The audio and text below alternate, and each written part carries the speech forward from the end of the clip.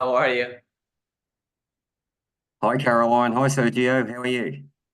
Very good, thank you. Good. How are you? Hey, good. Yeah, fantastic. Hey, great to have you here, and love to kick it off with a question to you both. You've both been fairly successful in your lives, in your personal lives, and you got a balance between family life and careers and all the busy things that you do. So, maybe could we touch on how do you sort of handle the balance between work and career, and also family and family life?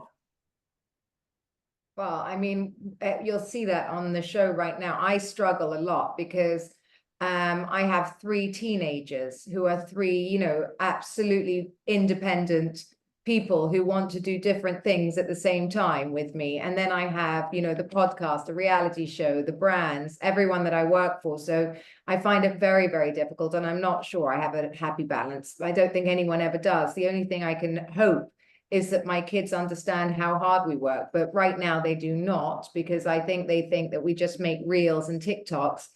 They blocked us on that, by the way, just so that, they said, just for fun, that we sit here doing this for fun. They don't think, their father goes to an office and he's the successful one, and we just lounge around all day. So I can't really tell you. I don't think anyone gets that perspective until later. But what I can say is that, I think today anyone that's as busy as we are and doing as many things it's a blessing, because it's a tough economy, it's a tough world, and to still be here at my age doing what I'm doing is a blessing every day I have it. No, as you know, we do a TV show, so we try to just find that balance. And for example, now we are taking the whole family in the next, 2.5, 3 weeks. We're going out to Bali, so we're gonna have fun there. So we try to just make the most out of the time that we're here. So it's just about trying to just That have the won't be a balance. holiday for us. That will be Yeah. all about them.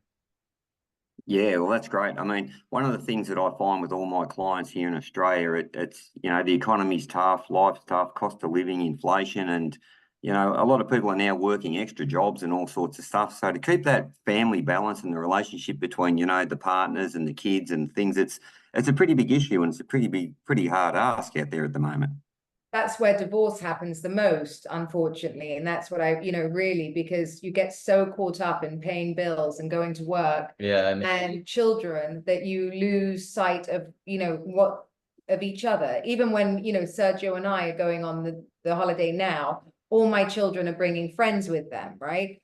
So he will go off and do things with the boys. I'll go off, and it's like war. It's so hard that, not to argue, and we don't really argue, but it's exhausting. And I so I think see it. that's why it's so important to try to have those moments with the kids and those moments alone, because a lot of people, they only prioritize the kids and it's like day and night You've kids, got to and then they prioritize forget the they relationship. forget about the relationship, and that's how the relationship end up dying, because then the wife end up building a life with her girlfriend, and then the husband with all the men, the friends, and then everything dies. So we just try to find a balance between kind of just enjoying with the kids, enjoying us, and doing it all together.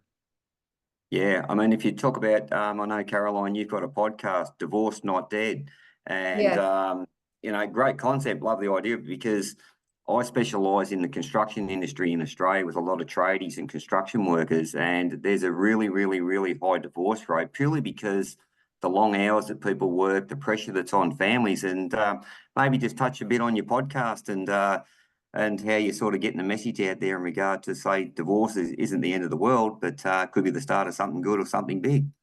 Well, that's all I preach. It's, chapter 2. And, I believe that anyway, life has changed, that most people in their lifetime will get married, 1, 2, 3 times. And that's okay. There's no shame in divorce.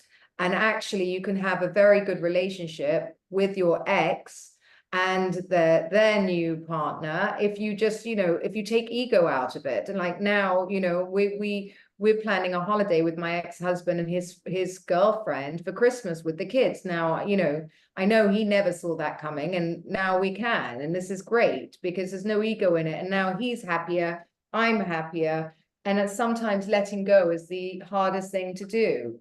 And you're holding on for all the wrong reasons.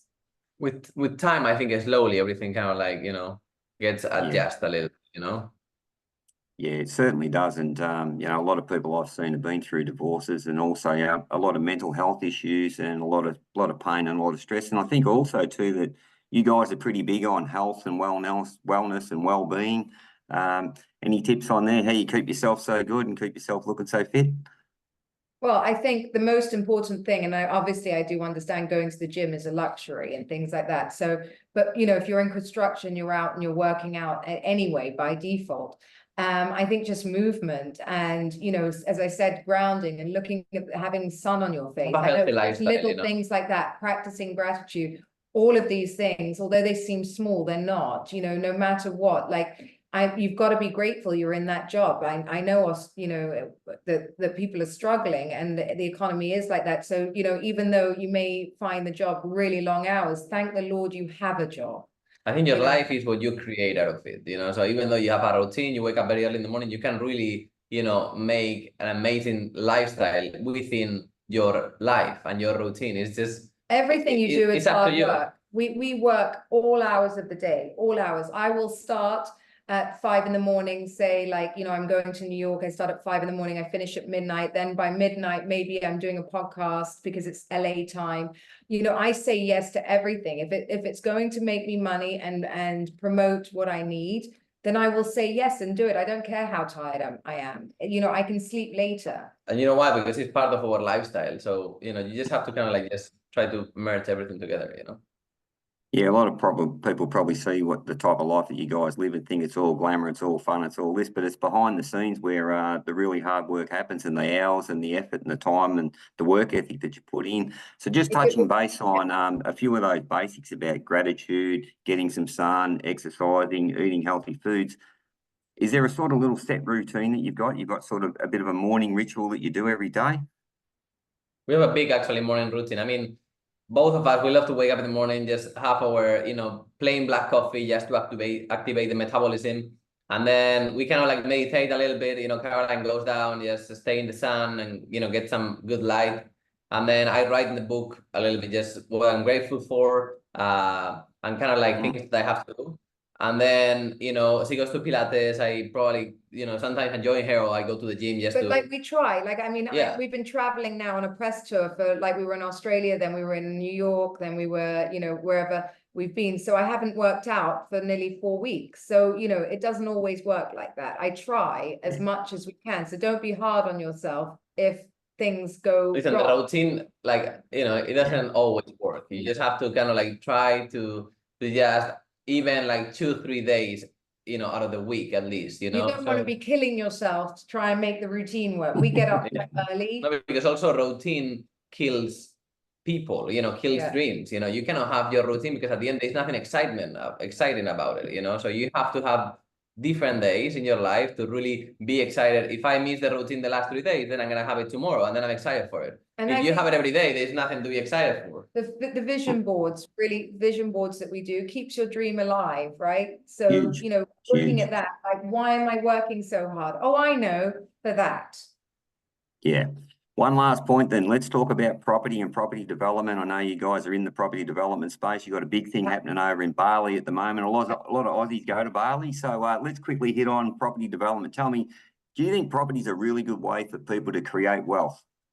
Oh my God, it's the only, I would say it's the only way to really create wealth, you know, for the future, for your kids, for everybody in the long term. If you don't really hit it big with a, you know, with a product or a skill set that you have, like, you really don't need a giant skill set to buy a house. Listen, you just need to have the deposit. It's a long game, you know, because not everybody is able to get early stage, you know, or like off plan in the deals, or like they see interesting opportunities. So I would say it's an amazing way to build wealth, but it's a long game, you know. So things like, you know, 1-bedroom apartments, putting money down on low income housing, because you don't need a lot of money for that. You have it 10-15 years, and then, you know, you own it with the mortgage, and, you know, and then you have rental income, know, things like that. Really, you don't have to, you know, you don't have to go in and go, well, I can't afford a 4-bedroom huge house.